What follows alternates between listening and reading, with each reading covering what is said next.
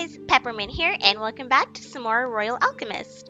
Last time we played, we found out some interesting things about the family, and we were gonna try and decide who we should ask to maybe answer some questions that we had. Asking the regent seems a little bit weird to me personally, so let's ask our servant, Sala.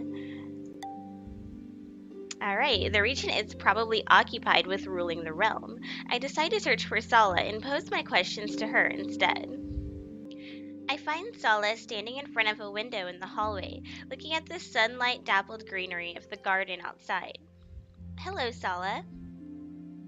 The regent always keeps himself so busy. I wish he would rest more often. Glancing out of the window, I see the regent surrounded by a band of courtiers. I'm suddenly reminded of a hunt I had once participated in, where an old lion was brought to bay by a pack of jackals. It seems like my decision not to bother the overworked regent was the right one. Yay! I actually made a good decision in this game. I feel like I've made all the wrong decisions so far. Last episode, I think I failed like an intelligence check or something, and I felt so horrible. Is there something you would like my help with, Lady Rosencrantz? I'd like to ask you a few questions about the founding of the kingdom, if I may. Oh. I have the idea Sala is suppressed by my request, even though her face remains as expressionless and impassive as ever. Seems like maybe there's some sketchy stuff going on. I'm happy to answer as much as I can. I overheard actually, from some noblemen that the kingdom was founded only 20 years ago. That's right. Before the king, Eskia was more of a geographical concept than a political entity. So the aristocracy used to be heads of independent sovereign states? They were. The great lords waged endless feuding with each other, devastating the land and its people, while the small ones were little more than robber barons, plundering each other's villages and caravans. You know so much about those times. It sounds almost like you've lived through them. Well, she is a homunculus, and they lived for, what was it, like hundreds of years? So, I haven't, and I'm thankful for it. Oh, really? She's hiding something from us. I mean, that much is obvious. I was created after the queen died, when the king had already united the realm and brought the aristocracy to submission. He introduced a new legal system that outlawed private feuds and baronial raids, promoted a civil service, and regulated the rights and duties of the kingdom's various estates. The king must have been a genius. How did he unite the realm? The aristocrats respect only force of arms, Lady Rosencrantz. Was he one of them, an aristocrat? I don't know. He came alone into Eskia and acquired a band of followers. Peasants and burghers flocked to join his banner because he promised them more rights, and an end to the raids and strife between their feudal masters. You can't defeat knights with peasants and burghers. I can't, Lady Rosencrantz, but he did. Strange. He first either conquered the lesser nobility or intimidated them into joining him, conscripting their forces into his own. Then he took on the great dukes, taking advantage of their deep-seated hatred of each other to defeat them one by one. So basically the regent is OP. By the time they recognized the threat he posed and banded together against him, it was too late. Their united army was unable to coordinate, and the king decisively defeated them in the Battle of Westbrim 20 years ago.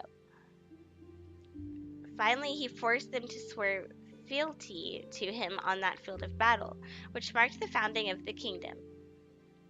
Impossible. I beg your pardon? The proposition is historically ludicrous. A hero without an established power base, appearing out of nowhere, unheard of and unasked, gaining the support of the common people, defeating the local lords and making himself king? Yeah, That's pretty weird. She's definitely leaving out some details. That sort of thing only happens in fantasies, never in real life. But it did, apparently. Even for a genius, the king's rise to power is a little too meteoric to be credible. There is more behind his success than Sala is either able or willing to tell me. Yeah, I don't know if we can trust her anymore, honestly. Especially with that whole situation with Aurelius. Something ain't right with that girl. Well, let's leave it at that. What happened after the kingdom was founded? Not every great lord had submitted, and many of the robber barons remained as rapacious as ever. The king had his hands full reducing the rebels' mountain fastnesses and river fortresses, hunting down the recalcitrant nobles until they had all either knelt or been hung. So many big words in this game makes me feel like I'm just not smart. He established the Eskian Guards for that purpose and led them on the most dangerous campaigns and expeditions. His wife died around this time, didn't she? Yes, he did not have much time to grieve, even though I know he mourned her passing deeply. How do you know? I thought you said you were created after the queen passed away. The king is a caring and kind person. He would have been deeply saddened by the loss of the one he loved. I'm sure he was. I'm gonna keep an eye on you, Sala. I don't trust you. Having gotten the information I was looking for, I cast about for a way to politely end the conversation. Thank you for taking the time to answer my questions. I shall not impose upon you any longer. Good day, Lady Rosencruz. Sala curtsies towards me and returns to the window. In the garden, I can still see the blurred region. I'm not even going to try. Trying to fend off the ring of the noblemen encircling him. Okay, interesting. So I guess we found some stuff out about the kingdom and the king and all that, but what we found out might not necessarily be the truth. So what can you do? Alright, do we have any missions we can do?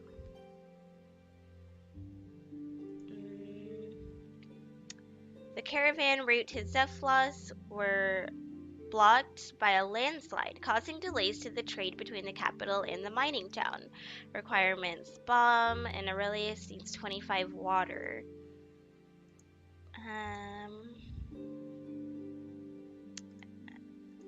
Well, we don't have a bomb, so we can't do this one.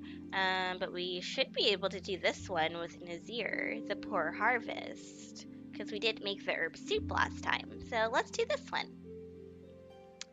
Alright, mission report. Though the village of Spellor is known mostly for its idyllic, pastoral countryside and pretty maidens, it is one of the most important breadbasket of the kingdom. Breadbaskets, maybe? With an S on the end? Unfortunately, owing to the depredations of rapacious nobles and tax farmers, Spellor's rural infrastructure and economy are close to collapsing, and its recent harvests have been worryingly poor. With food reserves and morale in Spellor at an all-time low, Nazir believes more needs to be done if disaster is to be averted for certain. To that end, he has approached me for help. I have gathered the ingredients for making an herbal stew that provides healing and sustenance to those who consume it.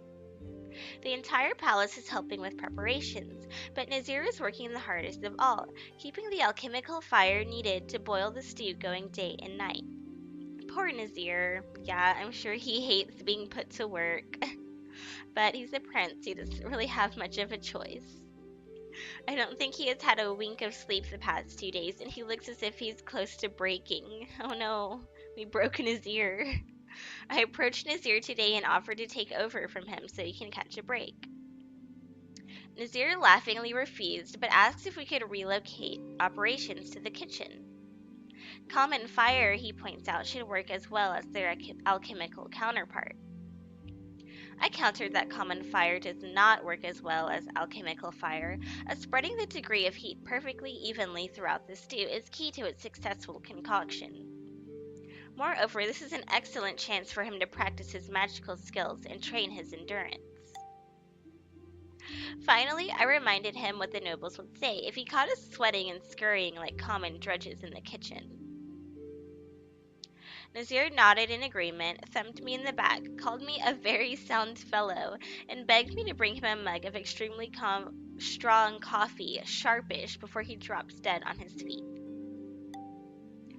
Okay, Speller's weekly income has increased. Poor Nazir. I can relate though. Like, if I was royalty or whatever, I'd probably be just like him. Just as lazy. Just want to do fun things all day. I hummed quietly to myself as I sieved the last package of powdered mandrake root into the flask, bubbling over the tripod on the table that serves as my makeshift laboratory. That should complete the recipe for the restorative potion. All I have to do now is to sit back and let it simmer for a few minutes. After it's done, I should go for a walk in the palace garden. It's a beautiful day. I sighed contentedly and closed my eyes, allowing my face and neck to bask in the mellow sunshine. Usually by this time, the restorative ought to have cooled down enough to be bottled. However, I must have used a little too much heat when making the concoction, because I can still hear the flask shaking on the table. Please don't set the room on fire, Peppermint. In fact, the shaking is not diminishing in strength. If anything, it is becoming more and more violent. I open my eyes. The soothing cerulean color of the potion is rapidly giving way to an angry red. Oh no. An angry red that is furthermore starting to glow. Before my consciousness fully registers what is going on, I find my body moving on its own volition, born of an instinct drilled into me by countless hours of lectures. Oh, that sound scared me so bad. With one hand, I knock over a crate containing rough sand and snap a wind spell, scattering the sand over the floor. With another, I grab a pole on which a tweezer is mounted, clamp the flask tightly, and, turning my face away to the wall, hurl.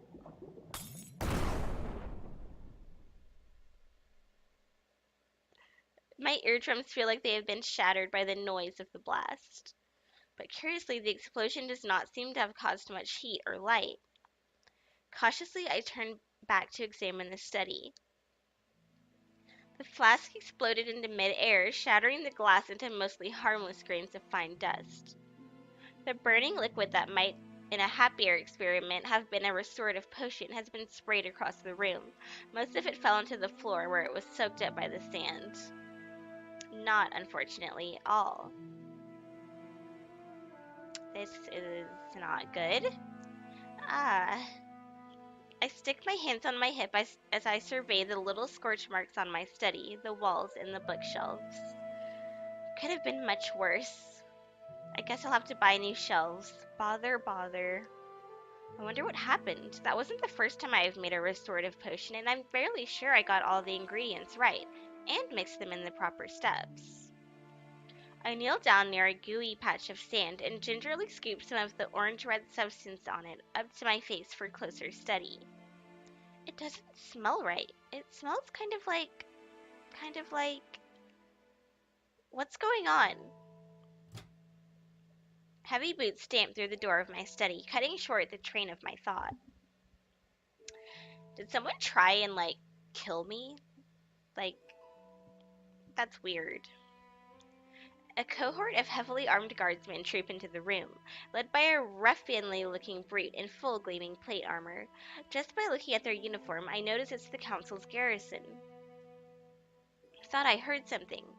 Oh, what is that smell? What the hell happened here? I stand up, inclining my head courteously at their leader. Good afternoon, Captain. I was trying to make a restorative potion when... Great, more useless distractions. I beg your pardon? I don't know about you, Rose and Cruz, but my time at least is precious. No one asked you to come in my study and help. jackass. My polite smile disappears instantly as the garrison's voice spits my name, disregarding the respect I deserve as a council's delegate of equal standing as him, if not higher. We have been tasked to investigate the murder of the king, and the last thing we need is some bumbling fool of an alchemist blowing up the castle while we're searching for clues. I carefully observe the man. It's been almost 12 moon cycles since part of the council's garrison has been sent to Eskia to search for clues relating to the late king's assassination. And despite them being the faction considered the High Council's most powerful intelligence source, they haven't been able to find any hints. There's a lot of suspicious stuff going on, a lot of suspicious characters. The appearance of me at Council's Alchemist, of a different faction than theirs, might be putting them on edge, much more than it should, and he might not be choosing his words carefully. I assure you my time is precious too. The restorative potion. To hell with your restorative potion. The sooner useless leeches like you, or useless leeches like yourself, clear out of our way. I am not a useless leech, and I resent the insinuation. Oh, you resent the insinuation, don't you? Hear her, lads. She resents the insinuation, she does. I feel like this is the same guy that was really mean to us before, like before we got to the castle. She doesn't think she's a useless leech. She might even believe she has worthwhile things to teach their highnesses. Oh dear, did we hurt baby's precious little dignity? That elicits a few chuckles from his men. I feel myself coloring. Something feels off. The garrison happens to be carrying out their investigation near my study, at precisely the time when I'm doing alchemy, to create a potion I've made 1,000 times before, but which mysteriously went wrong.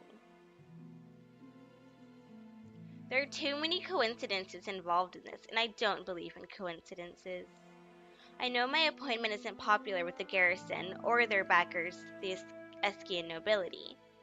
I wonder, could it be that I've been sabotaged?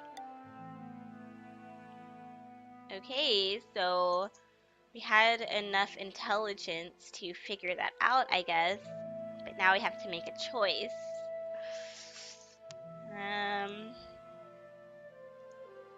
Take the blame, voice suspicions, or play off the incident.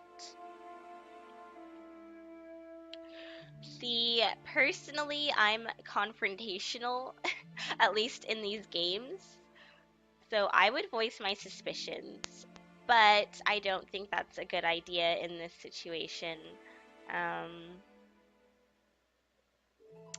Play off the incident, maybe?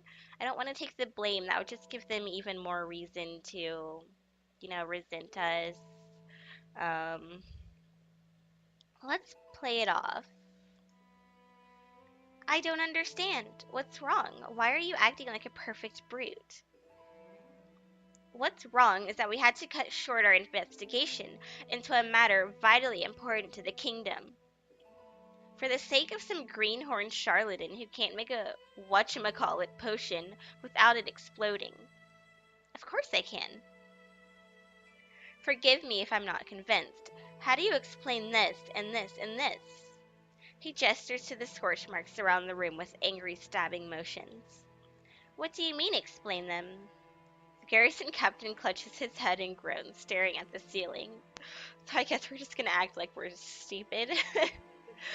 Not really what I had in mind when I picked that option, but that works, I guess.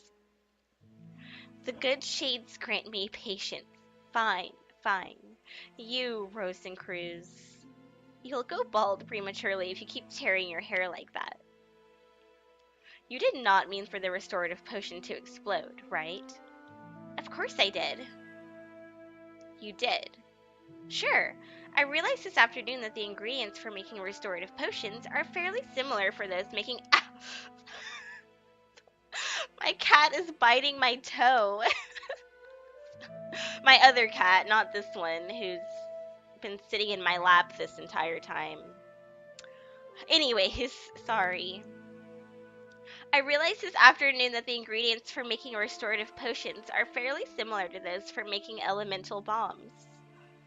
I'm never drinking one of those potions ever again. So I wanted to find out under what conditions, if any, a restorative potion can be brought to a state of volatility, in the expectation, naturally, that it could be either altered or enhanced to also serve as an emergency weapon. Okay, so we're not just playing dumb. Peppermint's actually pretty smart. Huh, if I were you, I'd do my state of volatility tests outdoors rather than in. Not much harm done, Captain. The ingredients are only fairly similar, and we alchemists have always taken a very scientific interest in adjusting the volume and degree of alteration to the compounds we use. What you said sounded like it means nothing. What I said did mean nothing, but I only smiled condescendingly and speak exaggeratedly slowly, as though to a small child or an imbecile. If there had actually been any risk of real damage, I would, of course, have taken the apparatus outdoors. But as you can see, everything is under control, yes? The man glares at me balefully under his bristling eyebrows. I offer him my blandest smile in return. I don't think my bluff has convinced him, but the rest of his men seem noticeably less tense than a moment earlier. And more importantly, I managed to worm my way out of the accident with my reputation, and the reputation of the alchemist intact. If not enhanced. I think I read that sentence wrong, I'm sorry. The garrison captain opens his mouth to argue another point. What is going on here?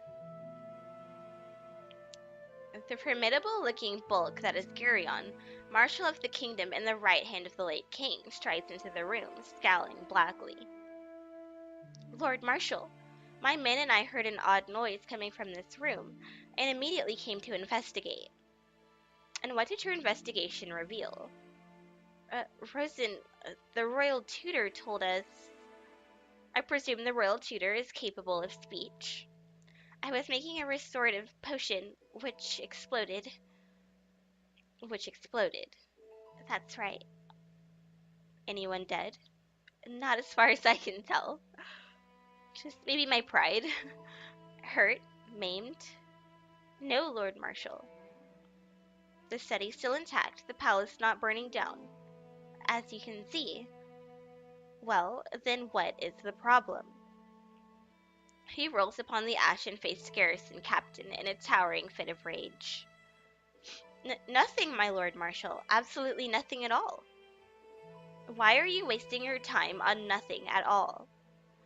You have a job to do, finding out who killed our king. Have you found out who killed our king? No, Lord Marshal. My men and I had better start pulling your weight soon before I reconsider your commission, understand? Dismissed, Captain. I like this guy. He's kind of scary, but he's also on our side, or on the right side, should we say. He snarls the final word and turns his back on them, dismissing them utterly from his attention. The garrison captain bows obsequiously to his commander, and with a last glare at me, leads his men out of the study. Shame, we were just starting to become friends. I can only keep them off your back for so long. I look at Geryon, a little astonished. From my limited interactions with the man, I know he is not one for small talk, but this amount of forthrightness is bordering on the verge of rudeness. They're out for your blood, the garrison and the nobility both, and I can't always keep them at bay. I'm grateful for all the effort you've made, Lord Marshal. Don't thank me, thank the Regent. I may not agree with the Council's decision to appoint you as the royal tutor, but my job is to keep peace in the castle, and I intend to do my job. A commendable resolution, Lord Marshal. Geryon snorts, already walking away as he tosses out the last few words at me. So don't make my job harder than it already is. Keep out of the garrison's way, understand? I understand. My words are drowned out by the sound of my study's door slamming shut with a loud bang. Well then, I would not be able to handle this job if I was Peppermint. Like, everyone is so mean to her. Like, you make one mistake and you just get, like, wrecked. Your self-esteem's just, ugh. Well, I think I'm gonna keep going. I know normally I end the episode around this time, but we haven't got to see any of our princes so far. So let's continue.